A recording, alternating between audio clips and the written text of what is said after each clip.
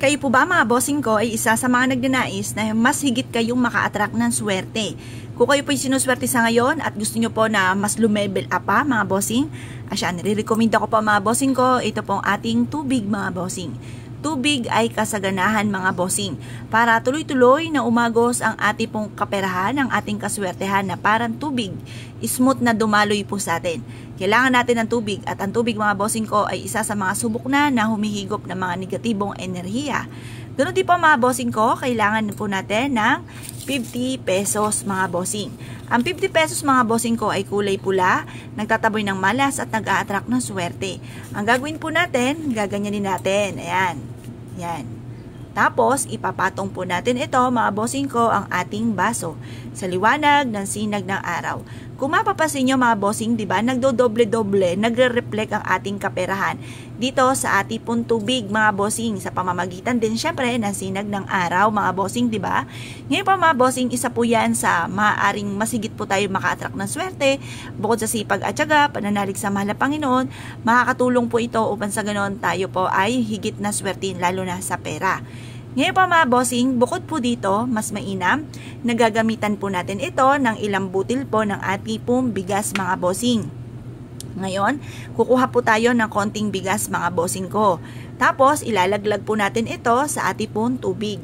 Yan, habang tayo naglalaglag, tayo po ay nagwi-wish. Sa pamamagitan nito ay magkakaroon ako lagi, araw-araw na malaking benta.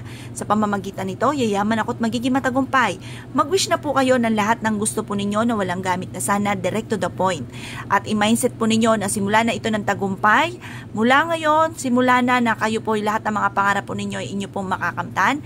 Simula na kayo po ay magiging smooth ang daloy ng swerte at hindi pahirapan. Magiging simula na ito ng magkakaroon kayo ng maraming pera. Ganun po yung mga pag-wish. Sabihin niyo po, magkakaroon ako ng maraming pera, magkakaroon ako ng malaking benta araw-araw. Makakamit ko lahat ng mga pangarap ko sa aking pong buhay. Ganon ang pag-wish, walang gamit na sana, direct to the point mga bossing.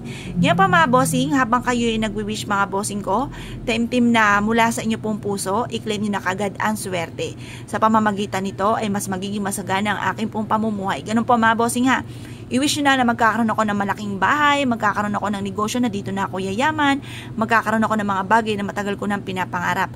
Pagtapos na po kayo mag-wish mga bossing, ngayon, ibilad nyo po siya sa sinag ng araw at ilipat nyo po siya ng pwesto, mas mainam sa inyo pong, halimbawa sa kwarto ninyo, sa gawing silangan, doon nyo po siya ilalagay at or kaya po sa may center table, pwede rin po siya or sa inyo pong altar.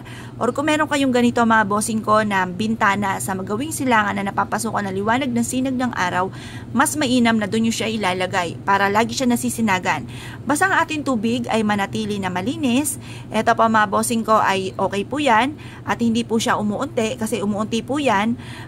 Ngayon pa mga bossing, kapag nakita nyo madumi na, marami na mga nakalutang, umuunti na po siya, huwag nyo hayaang masasaid po siya, matutuyo yung tubig, hugasan nyo lang po ito, tapon nyo na rin yung bigas, pagkatapos lagyan nyo muli ng panibago. Ganito po muli ang gagawin po ninyo mga bossing.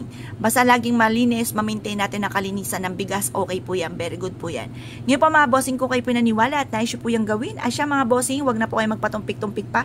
Subukan nyo po ito, proven po ito na maswerte. Yun lang po mga bossing, salamat po.